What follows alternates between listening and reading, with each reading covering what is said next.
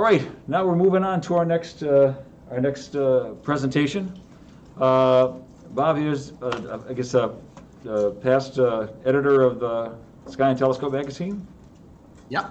and so I'm going to just step away and let you dive in. Bob, if you want to just maybe introduce yourself, and then we'll make it happen. Okay. Can everybody see and hear me okay? Okay, great. So yeah, my name's Robert Naeye. I'm a former editor-in-chief of Sky and Telescope magazine. I've also worked for NASA. I've worked for the Astronomical Society of the Pacific, Discover magazine, and also Astronomy magazine. So I first want to thank my friend Patrick Manley for inviting me to speak to all of you tonight.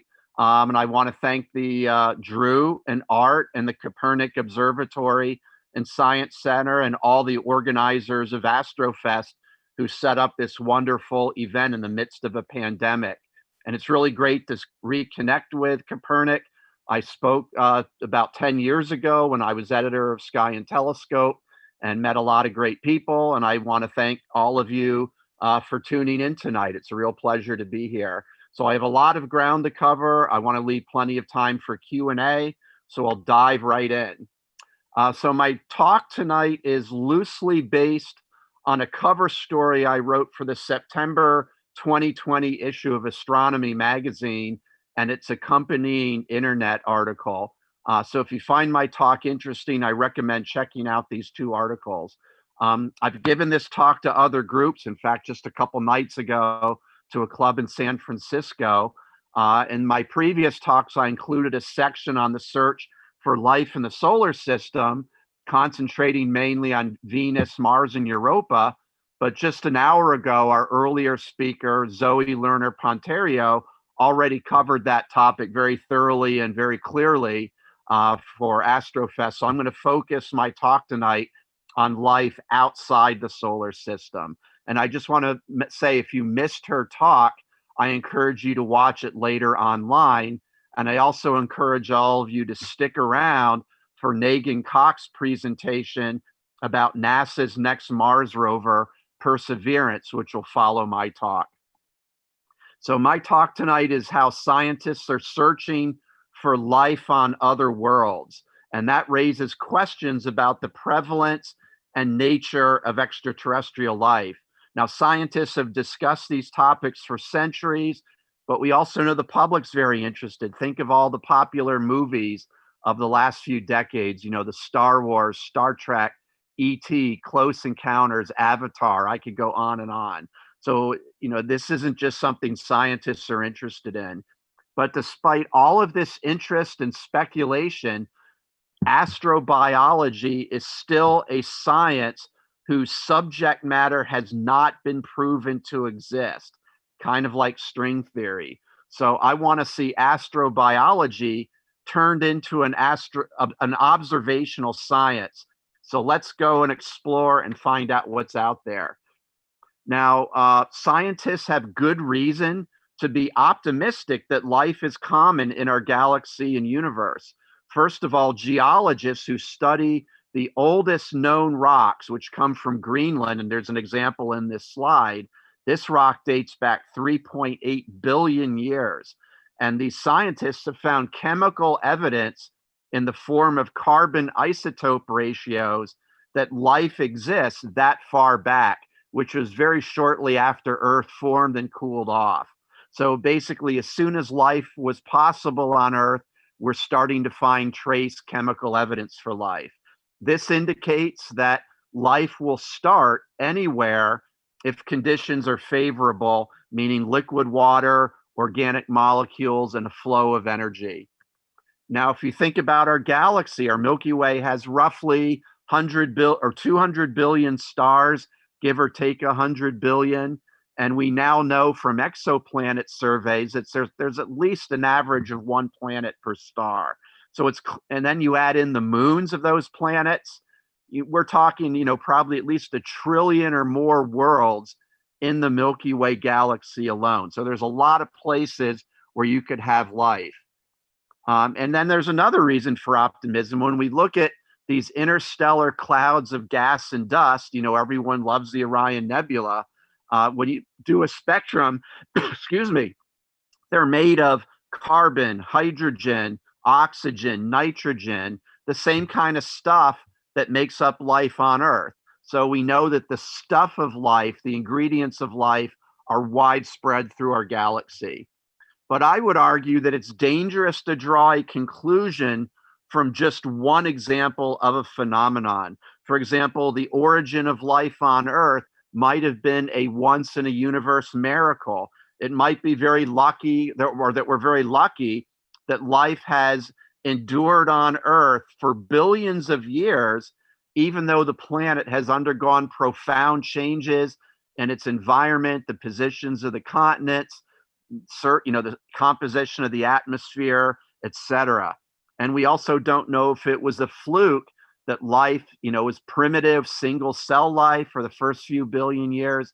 Eventually it evolved into multicellular life and eventually into complex plant and animals. Is that unique to Earth, or has that process happened elsewhere as well? So we can't answer these deep questions about life unless we go and start finding life elsewhere, because we don't know if Earth is typical or atypical.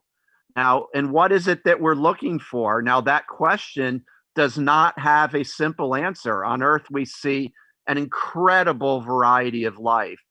We have microbes that can exist in acidic hot springs in Yellowstone National Park, or in the cold and dry valleys of Antarctica, or pores and rocks more than a mile underground, or at the bottom of the ocean under tremendous water pressure. And then if we go to macroscopic life, we see animals and plants occupying a huge range of environments and filling in many different niches in the environment. So I'm not going to go into much time because Zoe covered this very well in her talk. But because of life's diversity on Earth, biologists actually have a difficult time coming up with a definition of life that everyone can agree upon. So, and this slide I had, it almost duplicates what Zoe was discussing an hour and a half ago. When we think about life on Earth, it's based on cells. It metabolizes, meaning it takes in nutrients or energy from the environment and converts it into something else. Photosynthesis, of course, is a primary example of that. Life reproduces, meaning it makes copies of itself, and life evolves, meaning it is subject to Darwinian evolution that produces change over time. So I like to think more life as more of a process than a thing. But what about life on other worlds? And this is where this is a huge unknown. There could be life-supporting environments on other worlds that are unlike anything we have on Earth. So the evolutionary process in alien environments could give rise to life forms that are radically different from anything we have on Earth. And I like this slide showing like really weird kind of life. That's kind of what we should expect. The bottom line is this, though, and that is we are profoundly ignorant of all the possible forms that life could take on other worlds, especially outside the solar system. So I like the approach taken by planetary scientist Michael Summers and physicist Jim Trefil in their recent book, Imagine Life. And in this book, they define three kinds of life. The first is life as we know it. That's like Earth life, based on the element carbon as the basic building block of life. Life requires liquid water as a solvent. Life uses RNA and DNA as the molecules to encode genetic information. That's life as we know it. But there's a second possibility, is life as we don't know it. And for example, this is a scene from Star Trek where Captain Kirk is encountering a Horta, which is a creature built from the element silicon rather than carbon. So this is kind of an intriguing science fiction lesson that scientists need to be broad-minded when thinking about extraterrestrial life. And then the third example in this book, Imagine Life, is life as we really don't know it. So scientists need to consider life forms that are far outside our terrestrial experiences. A classic example, very imaginative, in 1957, the brilliant British physicist Fred Hoyle published a science fiction novel titled The Black Cloud about this interstellar cloud that enters the solar system and starts blotting out the sun. So, it's going to do a lot of harm to Earth. And it doesn't even realize there's intelligent life on Earth because it can't imagine how intelligent life could exist on a planet. But eventually we're able to communicate with the cloud, and it creates a hole and, and basically saves life on Earth. So who knows, what could be out there. And then on the right, there could be artificial life out there, artificial intelligence, that's based on algorithms rather than biochemistry. So, I'm just saying, we really don't know what's out there. We're going to need to observe and explore. And that's what I'll be discussing over the next half hour or so. So my astronomy article explains there's basically 3 different roads or pathways to detecting extraterrestrial life. Number 1 is the solar system. Now, Zoe already discussed this earlier, so I'm not going to talk about that anymore. Road number 2, and I'll talk quite a bit about this, is probing the atmospheres of planets orbiting other stars in search for biosignatures. And I'll get to that in just a minute. And then the third road is the search for technologically advanced civilizations. Now, as I mentioned, there are 3 roads here, but this is not a race or a competition. We don't know how common life is. We don't know where it exists. So I just think this is a great way that scientists are taking different approaches to finding extraterrestrial life. We don't know which route will bear fruit first, but who knows? I can tell you, though, that because our technology and our instruments keep getting better and better, if life is common, I predict we'll make the discovery in the next 10 to 20 years, hopefully in my lifetime. Just want to mention, of course, that the first road is the solar system. Here are 4 worlds that might have life: Venus, Mars, Europa, and Titan. These are also worlds that are either being explored right now with spacecraft or will be explored in the near future. So we could find something in the not too distant future from exploring these worlds in the solar system. But I want to move on now, leave our solar system behind, and turn to planets orbiting other stars, which are known once again as exoplanets. Now, I checked just a couple hours ago. There's a website, Extrasolar Encyclopedia, and I checked, and astronomers have found 4,363 exoplanets. So that is 545 times as many planets that we know of outside the solar system than we know orbiting the sun. But even with hundreds of billions of planets in our galaxy, the stars are so far away and space so far apart that the closest exoplanet is 4.2 light years away, which is 25 trillion miles. So we're not going to be visiting any of these planets soon. So you might be wondering, how are we going to study them for signs of life? Well, the easiest planets to study are those whose orbits line up with Earth's line of sight in such a way that the planet periodically, once every orbit, crosses in front of the star. And you can see in this movie, it causes a very slight dip in the light out, in our observed amount of light from the star.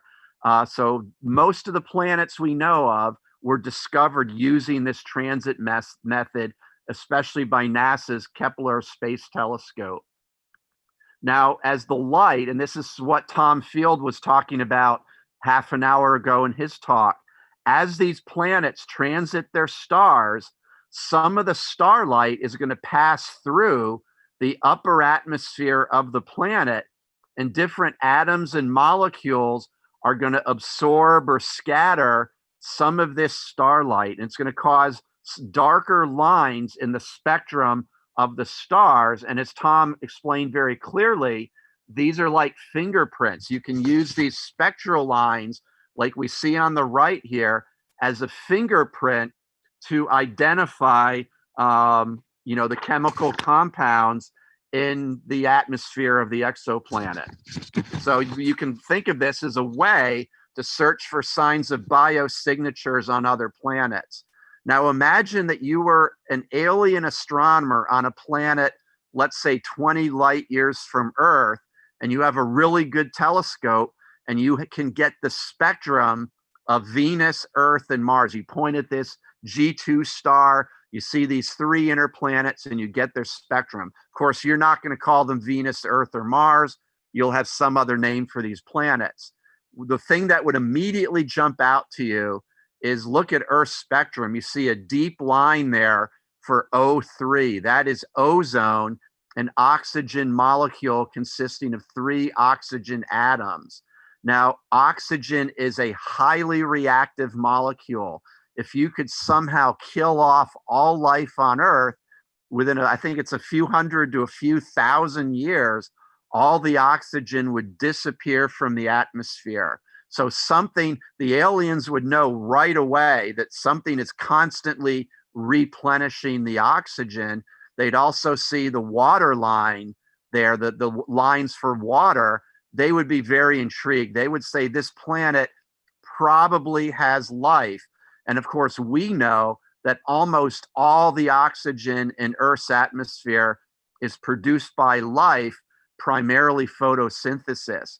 Now look at Venus and Mars. You see deep spectral signatures for carbon dioxide, but little of anything else. That would be an indication that these planets are much less promising candidates for life because there are so many different geological processes, especially volcanism, that can produce CO2. So this would be a way that you could say they would say there's probably life on Earth. Now, astronomers have already used this transit technique to discover dozens of different chemicals in exoplanet atmospheres, including molecules, such as hydrogen, water vapor and carbon dioxide. Now, there's an example here. This is an artist rendition. Astronomers used the Hubble Space Telescope during a transit to detect water vapor in an exoplanet known as K2-18b. Now, this planet is basically a mini Neptune, sort of between Earth and Neptune in size. It has a very thick atmosphere, mostly consisting of hydrogen, but we found quite a bit of water in the atmosphere of this planet. Now, we don't know whether it hosts life, but it's certainly possible that this planet could host life. And there's also other things that we're going to be looking for doing this transit spectroscopy. You could find certain combinations of chemicals that should not coexist together in the atmosphere because one chemical would destroy the other, or they don't play nice together. So that's called disequilibrium chemistry. And that would also indicate that there's something replenishing one or both or more chemicals. And that would be a very compelling biosignature, perhaps not absolute proof of life, but very compelling evidence for life. So astronomers are going to be interested in taking the spectra of transiting exoplanets, especially the ones that are roughly the size of Earth and that they orbit within the habitable zones of their host stars. That's the zone around the star where the planet is receiving, roughly the right amount of radiant energy to support liquid water, like in the clouds or on the surface. And of course, as this slide shows, the habitable zone is in green. The distance from the star and the size of the habitable zone depends on the energy output of the star. Now, these biosignatures I've been talking about are going to be subtle and difficult to detect. So astronomers think they're just a little bit beyond the reach of our current generation of telescopes. But here's the good news. The next generation is right around the corner. Almost a little more than a year from now, NASA is scheduled to launch the James Webb Space Telescope, which is often touted as the successor to Hubble, although that's not really quite technically true. Now, JWST has a 6.5 meter mirror, a lot bigger than Hubble's, which means it can see fainter objects and collect more light. But unlike Hubble, which is optimized for visible light, James Webb is really optimized for infrared observations. So when it looks at these exoplanets, the molecules that are biomarkers that show up in the infrared are things like water, ozone, methane, and carbon dioxide. Now, one of James Webb's first targets in all likelihood will be a planetary system orbiting the star TRAPPIST-1. Now, this is a very small red dwarf star, so it's much smaller, cooler, less massive than the sun, and it's about 40 light years away in the constellation Aquarius. But here's what's amazing. It has at least 7 planets, all discovered by transit. Now, when you look at this slide, see where it says enlarged 25 times?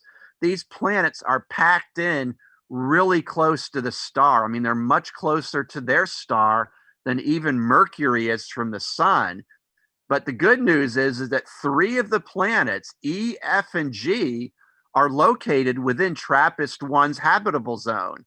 So astronomers are going to use JWST to do the transits and look for signs of biomarkers, biosignatures in these 3 planets. But another, and to me, this is even more exciting, is 3 different international consortiums are building 3 gigantic land-based telescopes, all pictured here, and all of which are expected to come online between 2025 and 2030, before the end of this decade. So upper left, we've got 30-meter telescope. Below that, the giant Magellan telescope. And at the lower right, the European Extremely Large Telescope. I also mentioned where they're based and what their apertures are. These things, the biggest land-based telescopes right now are roughly 10-meter telescopes. So these dwarf observatories like Keck. And so these are going to have gigantic mirrors. And, these telescopes are going to be equipped with very, very advanced spectrometers. So they're going to get extremely high quality spectra of transiting exoplanets within dozens of light years of Earth.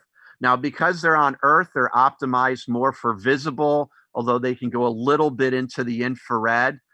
So they're going to be really good at detecting biomarkers such as oxygen and water. So if life is common in our galaxy, I think there's a decent chance that combined with these 3 telescopes and JWST, we're going to start getting evidence within the next 10 years. Now, there's other plans that astronomers are developing to develop future telescopes, ground-based telescopes, that are really optimized for exoplanet observations. Now, one of the main difficulties in studying exoplanets, especially ones that are close to their host stars in the habitable zones, is the star is going to be roughly 1 million times brighter than the planet.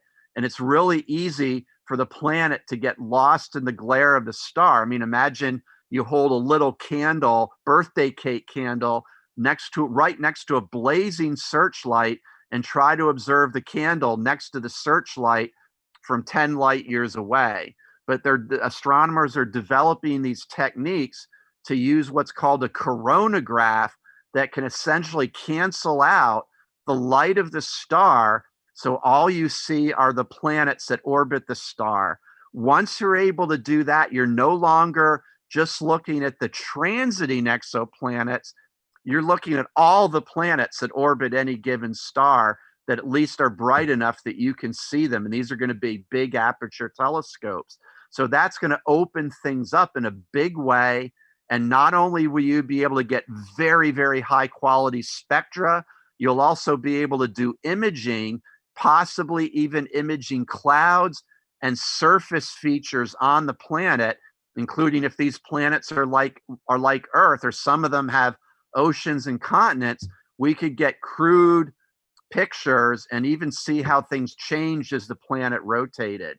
So this is going to be incredibly exciting technology. There's several groups working on these next gen telescopes, and when they get built will probably be more a matter of funding than technical. I mean, they'll solve the technical problems. They just need the money to do it. Now, one of the prime targets of ELF will probably be the inner planet orbiting the star Proxima Centauri, and this is artwork of this inner planet. Now, this is the nearest star to the sun. It's only 4.2 light years away, and Proxima Centauri, like TRAPPIST-1, is a red dwarf, so it's a small, cool, low light output. We don't know much about the planet. It does not transit. It was discovered by how its gravity affects the star. It's called the Wobble or Doppler method. But we know that it orbits at about 1/20th of an AU, the 1/20th that the Earth orbits the sun. And we know that it's slightly more massive than Earth, but probably not a lot more massive. But the good news, again, it's close to the star, but it's a low output star. So this planet is in Proxima Centauri's habitable zone. And I would predict that if we ever get to the point where launching interstellar missions, this planet will be the target of our first interstellar mission. There's also an outer planet that's about 7 Earth masses that orbits Proxima Centauri at about the same orbit that Mars orbits the sun. So that's an interesting planet too, but of less interest from an astrobiology perspective. But to get the very best possible exoplanet data, astronomers would love to orbit a really big, even bigger than JWST, space telescope that could really be optimized for exoplanet studies. So there's actually one that's on the drawing board at NASA called LUVOIR. And it's, if it's going to launch, it's probably going to be the late 2030s. So it's a long ways away. And you can see in its name, it's going to study at ultraviolet, optical, and infrared wavelengths. And if there's life-bearing planets within, let's say, several dozen light years of Earth, LUVOIR would be able to get the spectra to really confirm, very likely that one or more of these planets have life. So I want to now move on to the final part of my talk, which is the search for extraterrestrial intelligence, or SETI. And I think, as many of you know, since the early 1960s, astronomers have been using radio telescopes and arrays like this one in California to search for radio signals from advanced civilizations. Here we see the Allen Telescope Array, named after Microsoft co-founder Paul Allen, who gave the original money to start building the array. But I'm also going to expand this part of my talk and talk about technosignatures, which are signs of advanced civilizations that are modifying their planets or environments in space in ways that our advanced telescopes could possibly detect. So I just want to, mention the Drake equation. I'm going to assume that most of you, or all of you who are tuning in tonight, are familiar with this, but it's basically a way where you have n, the number of communicating civilizations in the galaxy, on the left, and then you multiply these various factors on the right that are needed to give rise to intelligent life. And you're supposed to be able to plug the numbers in, multiply, and you get a value for n. The problem is that we thanks to recent astronomy studies, we have pretty good numbers for the 3 terms on the left, but the 4 terms on the right are still complete unknowns. So different scientists will plug in different numbers, and they'll get anywhere from n equals 1, that's basically us, to n equals many thousands. And we have no way to know. We don't know those last 4 terms on the right. So I would just argue that the Drake equation is a great way to think about the question, but all it really does is organize our ignorance. We simply don't know how many civilizations are out there. We simply do not know. Anybody who tells you that they think they know, don't believe them. The only way we're going to solve the Drake equation is not through theoretical speculations and calculations. It's going to be through good old scientific observations. So we have a project called Breakthrough Listen, which right now is the most advanced radio SETI program. It's funded by the tech billionaire Yuri Milner at the upper left, and it uses pretty big telescopes. We see two of them here. I took both of these pictures. I visited both telescopes, Green Bank Telescope in West Virginia and the Parkes Observatory in Australia. Real thrilled to visit these observatories. Now, this project just recently released data on 300,000 stars in the Milky Way that it's listened to signals, but it's listening to these signals for a very short duration of time. And a lot of these stars are pretty far away. So, there's been SETI going on for decades, no clear-cut signal yet.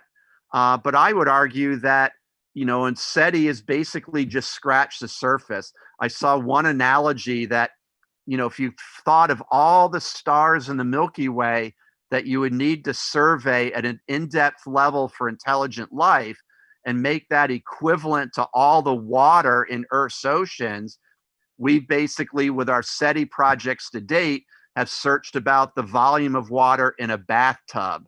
So we've really just begun the search. I sometimes see articles in the popular media about the great silence, as if the failure to detect radio signals up till now is telling us there aren't any out there. That if you read an article that has that title, don't bother reading it, because as I said, we have barely even begun this radio SETI effort. These SETI programs are getting more sophisticated. They're using better receivers that can listen to thousands or even millions of narrowband radio channels simultaneously, because we don't know what channel the aliens would broadcast their signal on. Radio astronomers now piggybacking their observations on regular radio search observations. So if there are radio transmitting civilizations out there, it's possible that someday a SETI program will hit the jackpot. There's also another very clever project where several teams are looking for laser signals that would be very powerful but very brief duration laser signals from other civilizations. So this strategy is known as optical SETI. The leading group right now is led by Shelley Wright. She's an astronomer at the University of California at San Diego. And this group is working on a telescope and an equipment that will be able to do an all-sky survey, searching thousands and thousands of stars simultaneously for pulsed signals that last less than a billionth of a second, which would be a very clear sign of artificial origin, since natural light sources don't do that. But I'm going to move on from SETI now, and I'm going to make, I think, a bold prediction, and that is, if we ever discover extraterrestrial intelligence, I predict that it will not be through a purposeful SETI project like optical SETI or Breakthrough Listen. I will put my money on the serendipitous discovery of a technosignature. So consider all of these 6 objects in this slide. The thing they all have in common is all of them were serendipitous discoveries. They were discovered by astronomers who were not looking for these phenomena.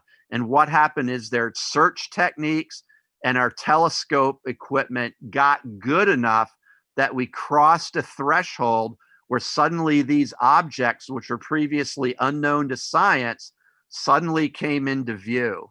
Okay, so that I think is a very good historical analogy of how we are likely to discover extraterrestrial intelligence if it exists in our galaxy. We're going to get to a point where telescopes become good enough that we're going to start finding signs of extraterrestrial intelligence. Now, I'm basing this prediction on several premises, but I consider all of them quite reasonable, and I bet you most of you would agree with me. So first, I'm going to presume that it's possible that the evolution of life on other planets in our galaxy can produce civilizations that go on to develop technology. It happened here on Earth with us, can happen somewhere else too, or one or more other planets. Second, some of these civilizations will survive their technological adolescence, meaning they won't blow themselves up or destroy their environment. I think it's unclear right now whether we will survive our technological adolescence, but my guess is that some will. And then once the civilizations are able to do that, they're going to develop technology way beyond our current level. And this could be facilitated by the development of artificial intelligence, something that we're in the process of inventing ourselves right now. So that's what we're seeing in this slide here, a very complex, technologically advanced civilization that can build things, put them in space that are way beyond anything we could do. So once you have these civilizations with extremely advanced technology, artificial intelligence, some of them, I don't think they're just going to be content to sit around their home planet. I mean, after all, and Zoe talked about this earlier today, they're going to send spacecraft out to observe and explore. I mean, we've already started exploring all the planets in our solar system. We're even with OSIRIS-REx, returning samples from asteroids. They're not going to be content. And with machine intelligence, millions of years at their disposal, they're going to do some really amazing stuff and take advantage of the vast resources in the galaxy. So consider a civilization millions of years ahead of us with vast stretches of time at its disposal and with technology that would appear to be magic to us. Interstellar travel for them might be child's play, like child's play is for us. So for example, in this imaginative space art, there's a civilization that's built a colony that orbits a black hole. Now, as matter spirals into the black hole, it radiates a lot of energy. Well, a civilization could tap that energy and do vast, very complex, large-scale astroengineering projects. Now, we're a long, long way from being able to do this. But once again, who's to say other much more advanced civilizations can't do something like that? So one of my problems with SETI, where I think it's a weakness, is it assumes that other civilizations are purposefully trying to call attention to themselves by sending out laser signals or radio waves. But here, these are civilizations don't necessarily want to be detected, but we might be able to find these techno-signatures of their activities. So thinking about possible techno-signatures is a fascinating but obviously speculative exercise because it forces us to think, consider the activities of civilizations that are millions of years ahead of us. So imagine, there's a number of different ways then that we could detect the techno-signature of an extraterrestrial civilization. Now, a few minutes ago, I talked about this exolife finder, ELF. Well, one of the things it could do is it could take the spectrum of an exoplanet and find compounds like chlorofluorocarbons in the atmosphere, which would be obvious artificially produced gases. That would tell us right away there's some kind of advanced industrial civilization on that planet. But one of the team members, Jeff Kuhn of the University of Hawaii, he told me it could even image the thermal emission of a city on the night side of an exoplanet within several dozen light years of Earth. So imagine it could detect an alien equivalent of New York City. Of course, who knows what that might look like. I find this a really cool piece of art of an alien city. Why is this? Oh, there we go. Okay, for a minute, the slide wouldn't advance. Now, another thing that we can look for, and is actually already being looked for, is an idea that was not invented by, but promoted by the great British American physicist Freeman Dyson, who died just earlier this year at age 97, one of the great physicists of the 20th century. And he promoted the idea that a very advanced civilization could disassemble some of the planets and asteroids orbiting its host star and convert them into space colonies that orbit the star. And imagine that you basically could capture most or all of the radiant energy of a star. I mean, a vast amount of energy. You could power a civilization with enormous numbers of beings. I mean, you could do amazing things with that technology. Well, as those colonies are intercepting the light of the star, they're going to re-radiate the waste heat in the infrared. And there's like certain characteristic spectral signatures that a Dyson sphere might give off.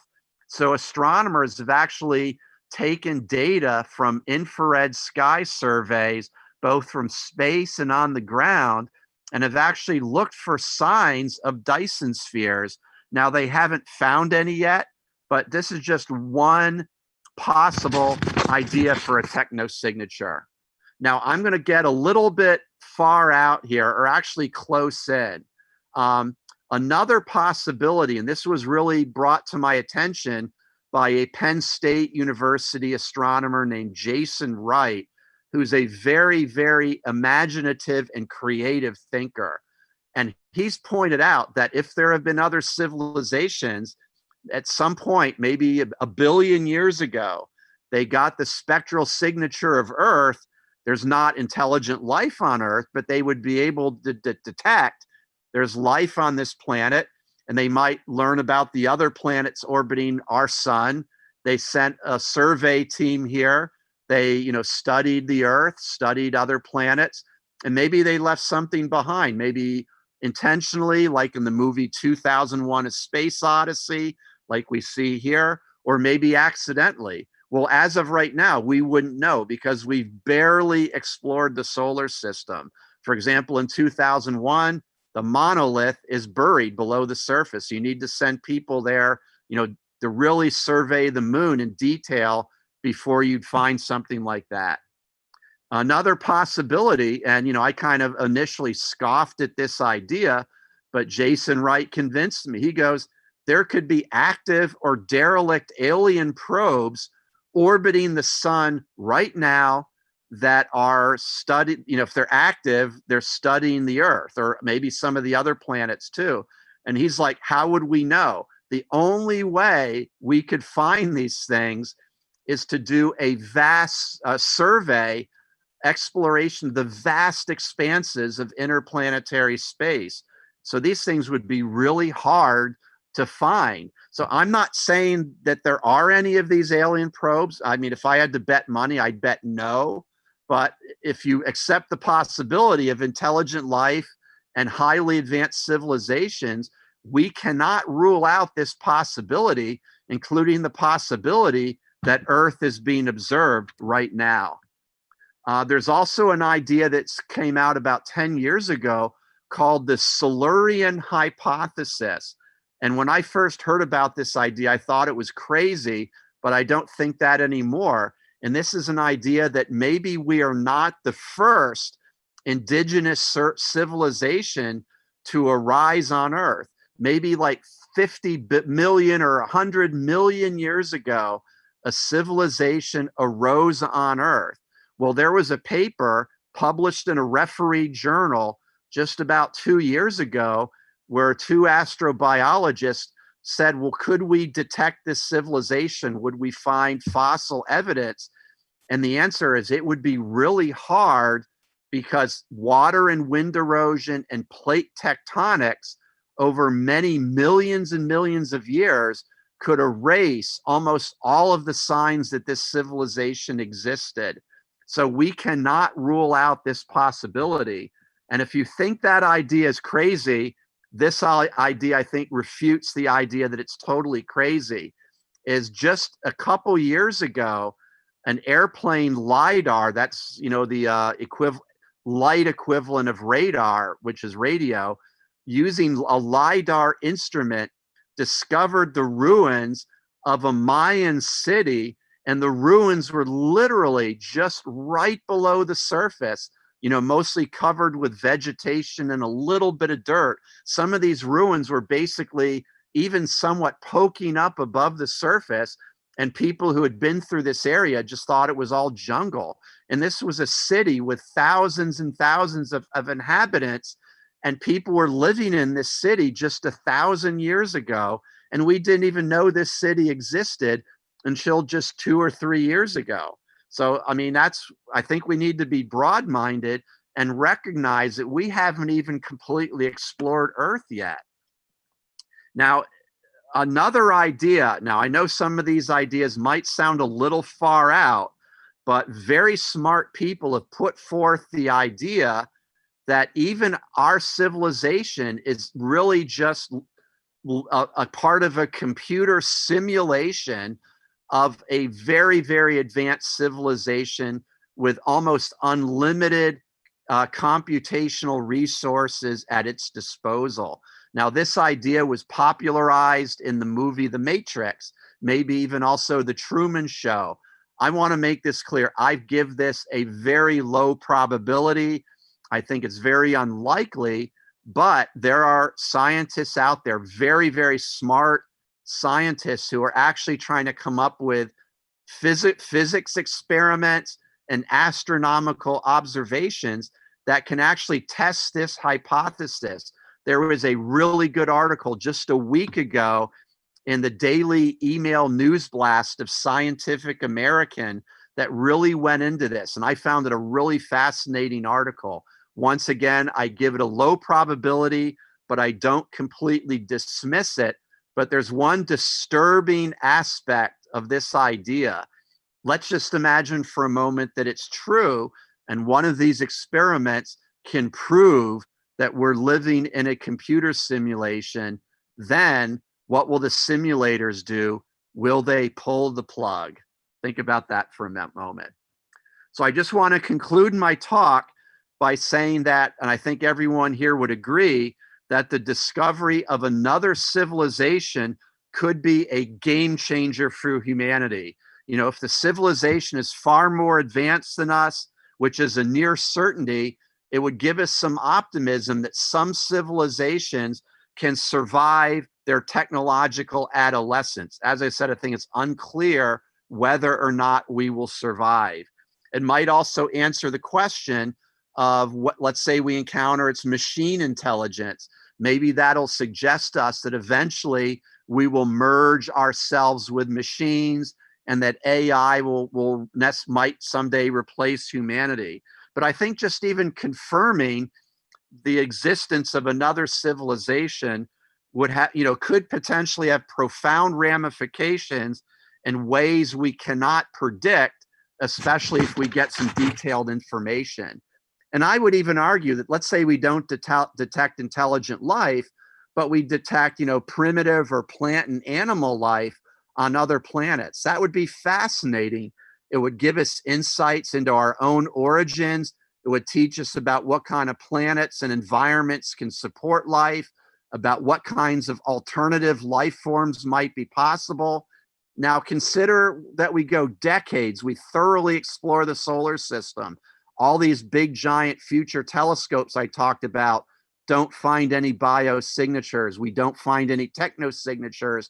And let's say 50, 100 years from now, we're forced to conclude that life is a pretty rare phenomenon.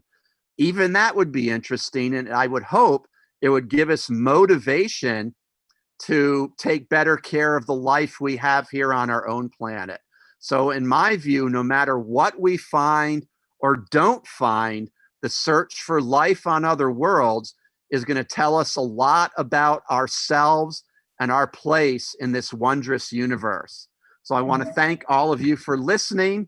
And here are 4 recent books that I highly recommend if you are interested in more information on the topic of life on other planets. And now, of course, I will be happy to take your questions.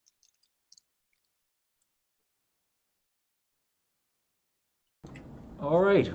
Well, thank you, Bob. You got thrown a little shade by Patrick Manley. Said that you're simulated and he's real. Yeah, he's probably right. But the Hershey Bears have still won more Calder Cups than Binghamton. Ooh. Burn. Would you like some aloe with that, Patrick? Trying to think. Actually, there was a couple other questions or comments about, why is, is in fact life based on cells a requirement for life, and like is what about life, synthetic life, like in a test tube? Any thoughts or comments about what we want to consider life? Yeah, that's a very good question, and that's something where I would really recommend this book, Imagine Life. And it was interesting because both Zoe talked about that earlier today, and then I briefly discussed it too. On Earth, there is absolutely, when we think of life, it's really based on this unit we call the cell, which contains the, nutrients and the genetic information. And, cells are involved in reproduction and, metabolism, et cetera, et cetera. And that's a huge unknown. I mean, it's so obvious to think, well, it's such a key component of life on Earth that extraterrestrial life must also have cells. But we really don't know that for an absolute fact. And we would have to actually, sample life on another world to really know. And this is where, for example, Mars, and she talked about the sample return mission. If we can bring back microbes from Mars, will that be based on cells? Or if we can ever gain access to the oceans on Europa and Enceladus or Titan, that might begin to, let's say everywhere we search, all the life there is based on cells. That might indicate that it's a universal characteristic of life, but it is absolutely possible that there could be some kind of organizing structure that's a product of a totally different kind of environment, but an environment capable of supporting life. And as for the test tubes, there are labs all over the world that are trying to figure out how life can originate from non-life. And I have to be honest, I'm not an expert on this, so I don't want to say a whole lot about it. Based on what I know, they haven't been able to artificially create life, but they've shed a great deal on prebiotic chemistry and given us more insights on how life might have arisen on Earth. But we have not yet created artificial life. All right, sounds good. Let's see here. I don't know. Do you have access to the chat at all, Robert? Let's see. Do I? Let's see. I'm not sure I do. Oh, there are a couple questions here. I'll just point them at you. How powerful would a laser need to be to make it to SETI, based on off the idea that detecting signals traveling through space? That's a very good question. It depends on the wavelength and how much power the extraterrestrials are willing to invest in their signals. So I know it's fairly complex. I would go to Shelley's Shelley, and it's Shelley, right, WRIGHT. But it's going to depend on basically, how much the aliens are willing to put into this endeavor to use lasers to attract attentions of other civilizations. My understanding is, because of interstellar gas clouds and power constraints, we're not going to be detecting a laser signal from a civilization on the other side of our galaxy. we're probably talking within, a few dozen to maybe a few hundred light years, unless you've got some civilization that's really willing to put an enormous amount of energy into this. But the fact that the signals are brief in duration and they're highly beamed reduces the power you need to do it. Like if you're trying to send out an omnidirectional light signal, that's basically crazy. Then you're talking unbelievable amounts of power. But if you're doing it in a focused beam, then the power constraints become reasonable. Power expenditure is not much greater than what we can do on Earth right now. That's why they're looking for very short pulses, and that reduces the the amount of energy that a civilization needs to invest in doing this. It's a very clever idea, by the way. It's been around a long time, and I really, Paul Horowitz did an experiment, and now Shelley Wright's group is taking this to a whole new level. All right, very cool. We're going to do one more question in here because Naeye is in the well. She's actually connected right now, but she actually has a hard stop a little bit later, so we want to make sure that we can get all of her in here. But a question here from Northern Illinois. His presentation has been rather stimulating. As part of SETI research, are astronomers and astrophysicists working with xenoarchaeologists? I have to be honest, I'm not even sure what a xenoarchaeologist is. I probably encountered that term, but I forgot what it means. I do know that these, I can give a general answer that, these astronomers who are involved in SETI, they understand, at least the modern ones, I think more than the original, the original astronomers who were doing this long time ago, I think we're maybe a little bit overly focused on radio, thinking that this is the way it has to be done. But I think as our civilization continues to advance in technology, and our infrared and X-ray and other telescopes get better and better, like I think of Jason Wright, for example. He is a very broad thinker, and he's interested in a lot of fields in science besides astronomy, because all of these different fields of science can bear, like any kind of field of science that bears on humanity at some level, bears on this whole question of extraterrestrial intelligence and how to detect it. So I can say in a general sense, the astronomers right now who are involved in SETI are very broad-minded in their thinking and very creative, and they understand that this is a multidisciplinary, the whole field of astrobiology is like the ultimate multidisciplinary field in science, because it brings in chemistry, biology, physics, astronomy, geology, because, if you're thinking about what kind of planets and geological processes might support life. So it brings in lots of different disciplines in science, and that's one reason I'm really interested in this topic. Very cool, very cool. Well, Bob, thank you so much. It was stimulating as well, and it's great how these Zoe and Tom's and your presentations all sort of dovetail to each other. You built on material that you each brought to here, and so hopefully people